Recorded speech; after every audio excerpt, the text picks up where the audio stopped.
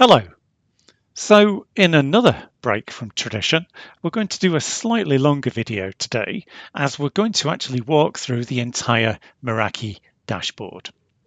Now we're going to have chapters because we'll look at organization, switching, wireless, etc. But this is going to give us a 20 to 25 minute overview of the Meraki dashboard.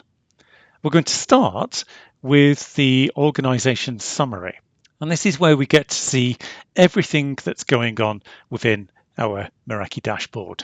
The health of all of our WAN appliances, switches, access points, cameras, etc. The amount of clients that we have and everything else. This is a great place to start to see the health of your network. Now, we've talked about devices already, so we should really talk about inventory. This is where we can see all of the devices within our Meraki dashboard. Now, as you can see, I've had to blank out the serial numbers for security reasons, but we get to see all of the devices, their MAC addresses, and the network that they're essentially assigned to as well. So talking about inventory, we also need to talk about licenses. Now, this dashboard is going to differ depending on the type of licenses that you have, whether it's subscription or co-term or even PDL as well. But again, this is where we get to see the overall license information. Now, if we go back to organization, you can see that there's an awful lot of different things that we can configure within here. We're not going to go into any great depth at the moment, but this is where we do our overall configuration of your entire organization. It's also worth noting that when you first create your organization, this is where you as an administrator determine where that organization resides, whether it's in North America, Europe, Asia, etc., etc. Now, we also have the concept of networks. As you can see at the top here, we've got my Acme core and lots of other networks. Networks are Meraki constructs. These allow you to segment either virtually or physically your network into more manageable segments.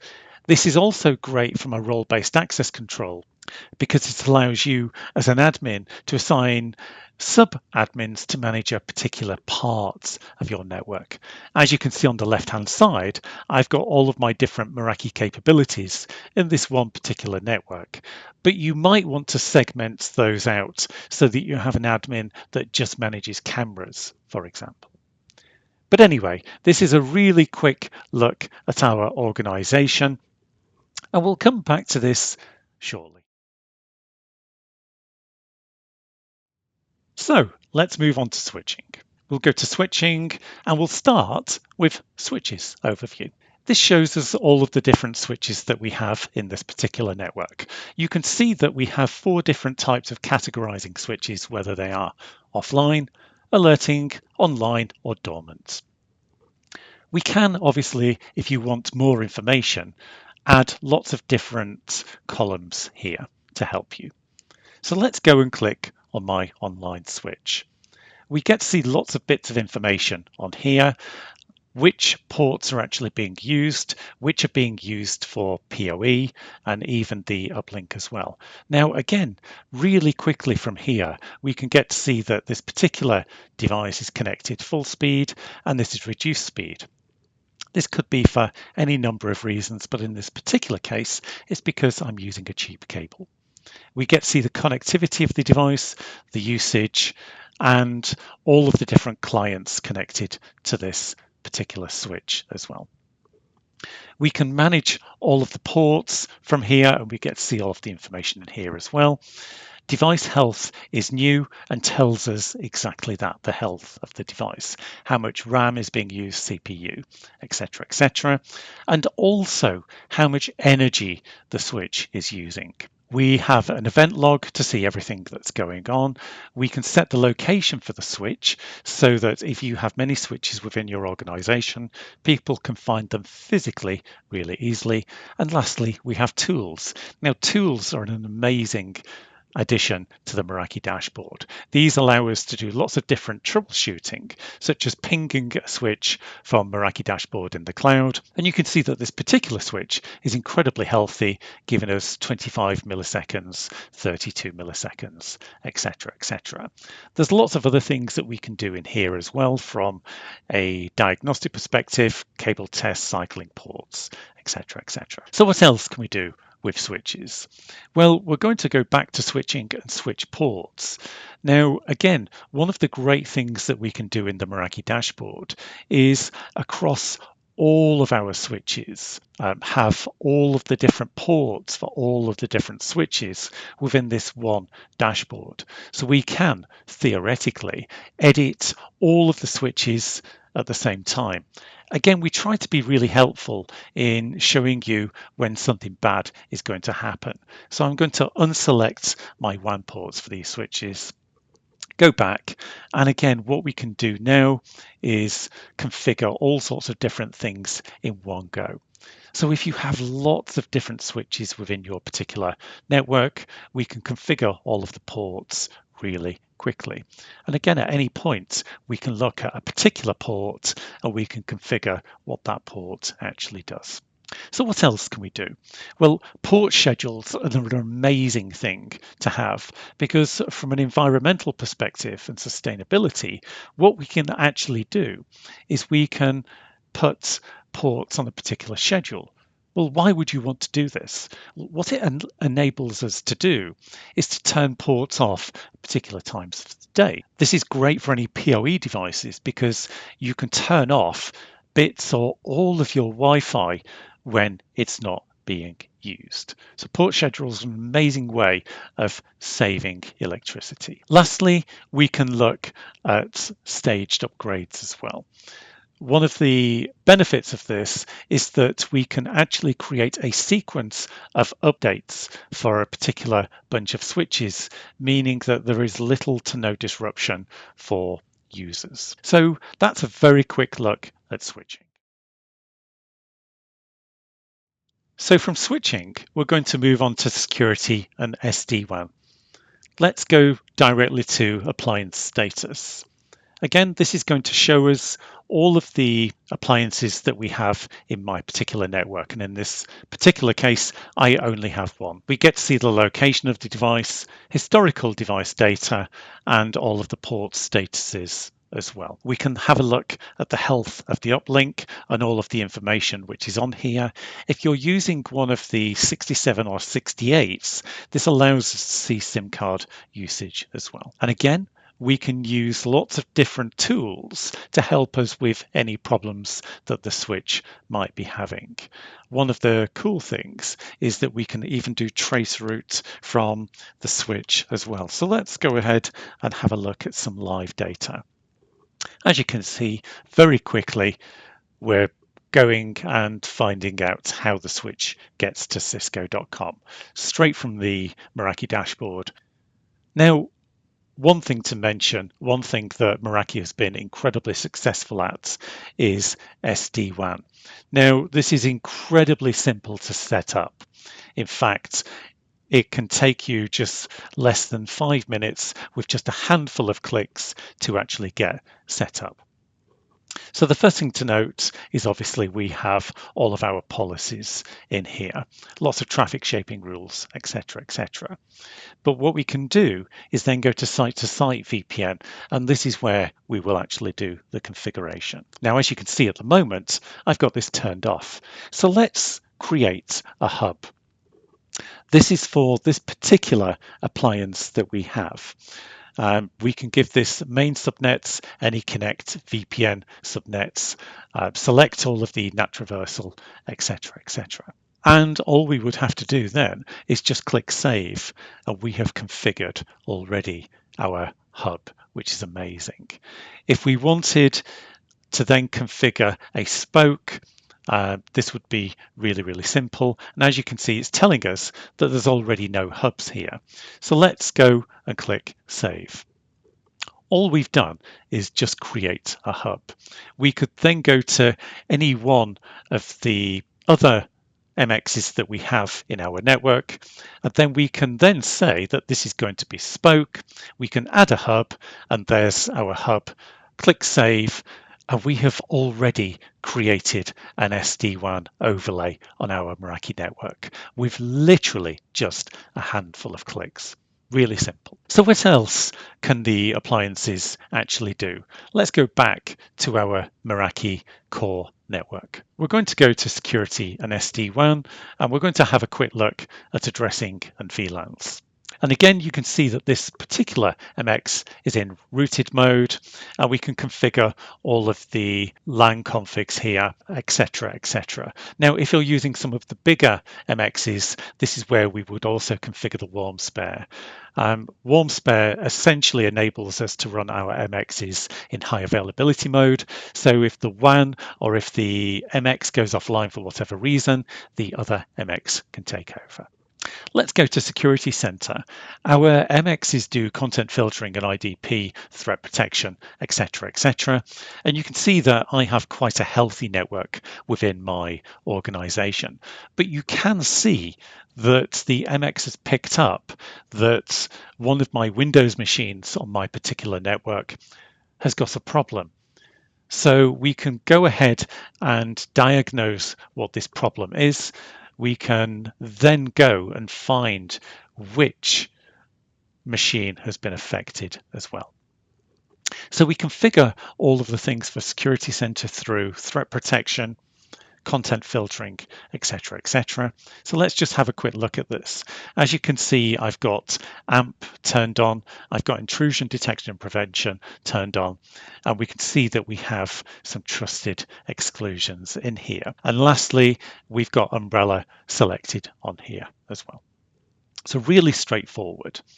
Now, there's lots of other things that we can do as well. I'll very quickly take you through client VPN. Now, there's lots of different ways that we can do client VPN. There's lots of different ways that we can authenticate users. But quite simply, we can enable this. We fill in some information, click Save, and our VPN is enabled.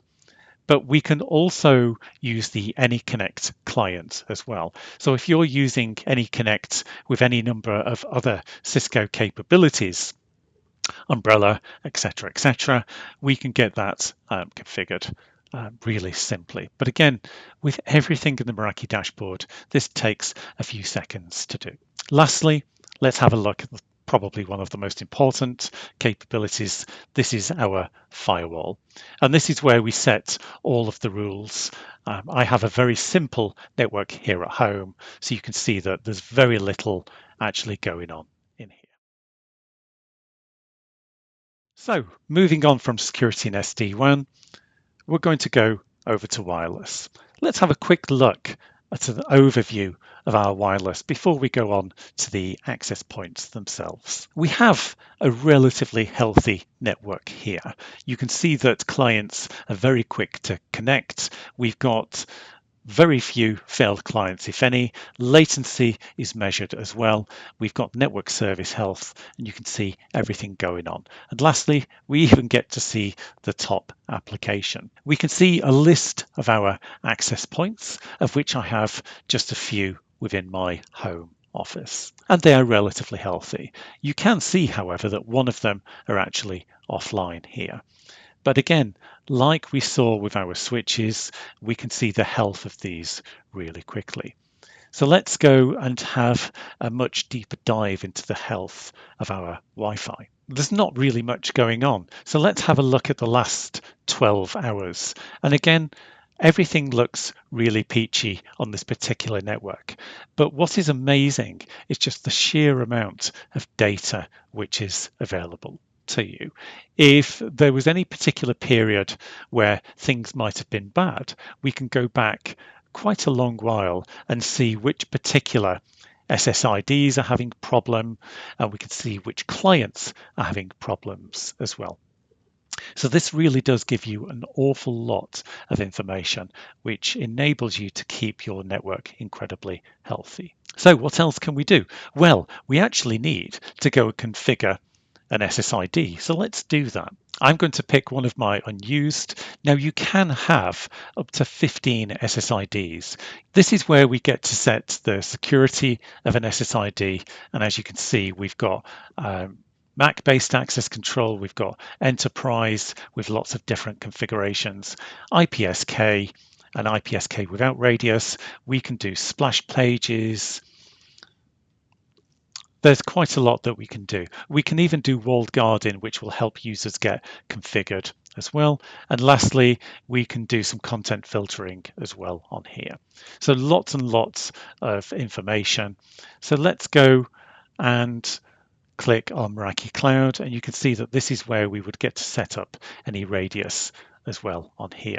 I've already got a radius server already configured, which is why this looks really simple. We can do firewall and traffic shaping on here as well. And this enables everybody to have a really good experience. You can see that at the moment, we're not doing any traffic shaping, but we can ensure that clients have a good experience without affecting other clients. Now, obviously, because the Meraki access points have a radio dedicated for security, we can do lots of other really cool stuff.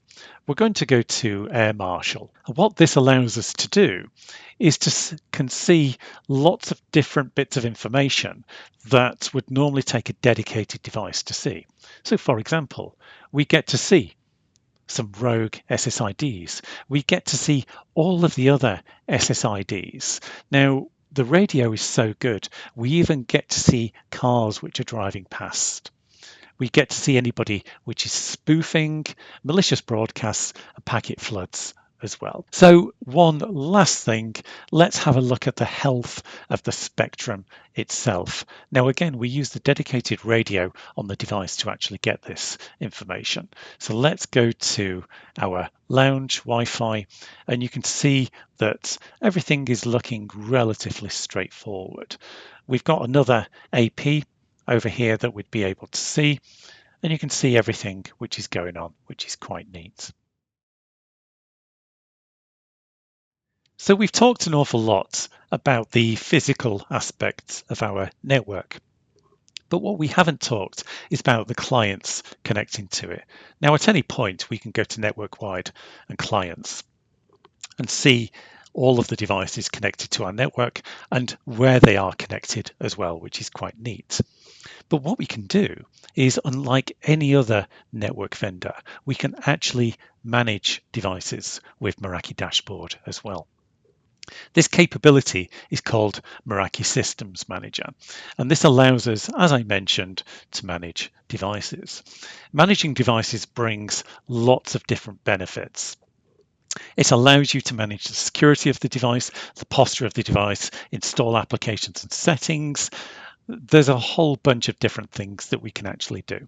And we're not going to delve too great into this, but you can see that we have lots of devices already managed. We can have a look at applications in here as well. And we can then look managing profiles on the device as well. Now, MDM can be quite complex, so there's lots of other videos that you can look at on the Meraki Minute channel, and there's a playlist dedicated to Systems Manager as well.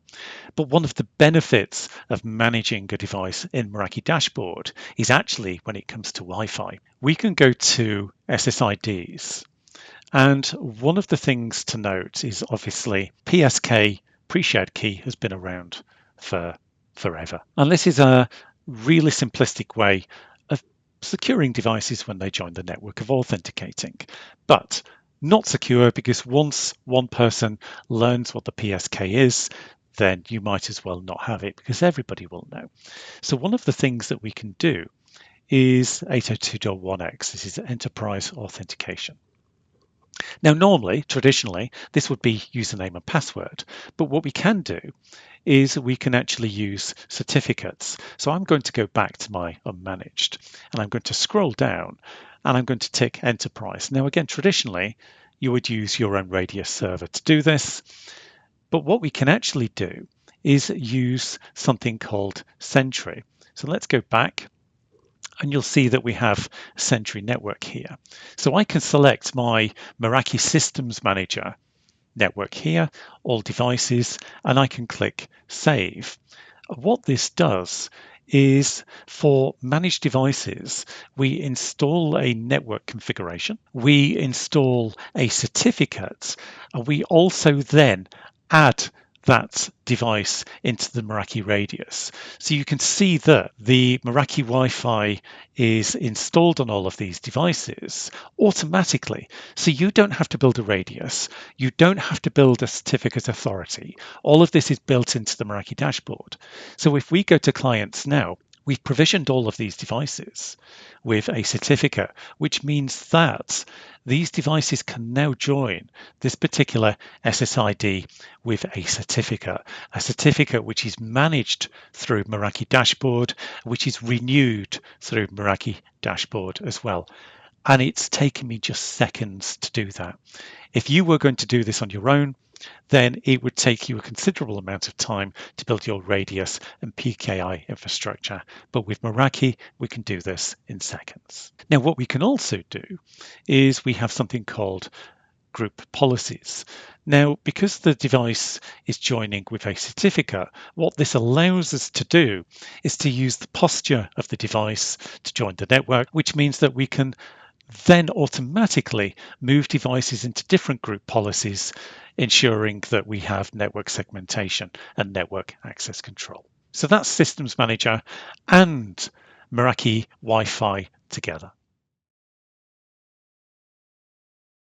So let's talk a little bit more about group policies. Group policies are essentially that. It is a policy which allows us to define the experience that a client has on the network. I've got a group policy called compliant devices, and you can see that I can turn this on or off depending on a schedule. We can do some custom bandwidth limits for this particular one.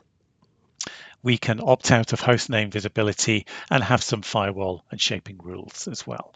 What we can also do is assign SGTs and VLANs for this particular group policy so that when we automatically or manually add a device into this group policy, it will get this particular experience on the network.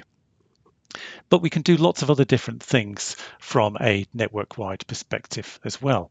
We can have a look at traffic analytics, and we can see everything which is going on.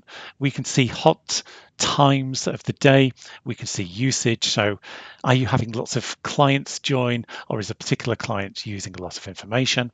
We get to see all of the different applications being used as well, and we can download this as a CSV. We can even add custom applications into here as well. We can look at the topology. So if we have a really simple or a really complex topology, we build this automatically and dynamically for you. As you can see, I have a device here which is not managed by Meraki, which is why it appears separately. And we can talk about something which is really cool, very close to my heart. Intelligent capture. Now, for some considerable time, we've had the ability to do packet captures on Meraki Dashboard. But what we can do now is when we create a packet capture. So let's go and do a packet capture on port 1. We're going to do this for 5 seconds, and we can add some filters in here as well. And let's click Start Captures. Now what we can do is we can go and view this capture or download it or even repeat it. So if you're having issues, we get to see instantly everything which is going on, which is really, really cool. And we can go back at any time and look at the stored captures. But what we can also do, if you're having an intermittent problem, we can go back and we can do this again. So we'll enter port 1. We're going to save it to the cloud. We'll do it for 5 seconds. But what we can also do now is schedule this. So if you have an intermittent problem, which happens only in the evening, we can do exactly that. We can start this at, let's do PM, let's do 11:55, and we'll click OK. And then we can repeat it on a minute, hour, day, weeks, or even months basis. So let's click schedule. And now what we can do, we can go to schedule captures and we'll see this here. And any of the captures that have been taken. Now, one of the really cool things that we can do is this is all a little bit reactive. If the Meraki dashboard detects that there's an issue, we can even do something called intelligent capture or proactive packet capture. This is done at the time of the problem. So we will automatically take a packet capture for you when a problem appears. Again, one of the many benefits of having Meraki Dashboard for you. So one of the more recent additions to the Meraki Dashboard is our IoT capability. This is split into sensors and physical security with the cameras. So let's start with cameras. I'm going to go to my kitchen camera, and this is going to connect securely from Meraki Dashboard anywhere in the world to the camera in my kitchen. Now, the first thing to note is if you look at the timeline, we get to see when there has been movement. So this is based on users, it's based on customers, it's based on people, and also vehicles as well. And here we have a live view of my camera in the kitchen. Now, we can do machine learning on the cameras as well. So we can actually set up areas and lines. And when people or vehicles cross those lines, we can see that that has happened. So we can do people counting and vehicle counting as well. But one of the benefits of the cameras is that we've created something called Meraki Vision Portal. So this takes us from the traditional Meraki dashboard into a more dedicated dashboard, like you can see. So this is just going to load up the stream as we speak. And as I mentioned, we have things based on machine learning models on the cameras themselves. So we can do things like event search. I can go and pick one of my cameras and confirm. And now what I can do is I can actually say, hey, show me users whose top clothing is blue or the bottom clothing is red or the color generally is a particular color. As you can see, nothing really has gone on too much today. But then we can do cars, trucks, and everything else as well. There's an awful lot more capability that we have with the Meraki cameras, but this is just a general overview. The other IoT capability that we have, as mentioned, is our sensors. These are a whole bunch of different use cases. So we're going to actually have a look at some of those. Let's click on List first of all, and we get to see all of the different sensors that we have. As you can see that we have an alert for our door sensor. We've got temperature profiles for our temperature sensors. We've got air and quality. We've got the MT40, which allows us to monitor power. And lastly, we have our smart button as well. So let's dive in to one of those sensors. This is our newest sensor, the MT15. And as you can see, it measures quite a lot of different metrics. We've got temperature, humidity, air quality, CO2, and ambient noise as well. So why is this important? Well, it is very important because without being able to measure what's going on, without being able to see what's going on in your organization, well, you can't really make changes unless you know. So for example, we've got a spike in humidity. If we have a spike which goes over a particular level of humidity, that might cause problems to electronic. We've got spikes in particulate matter with lots of other different air quality as well, and CO2 as well. So why is this important? Well, for example, if you have poor air quality in a meeting room, this might make people drowsy. It might make them feel unwell. Ambient noise is incredibly important because obviously we need to protect people's hearing.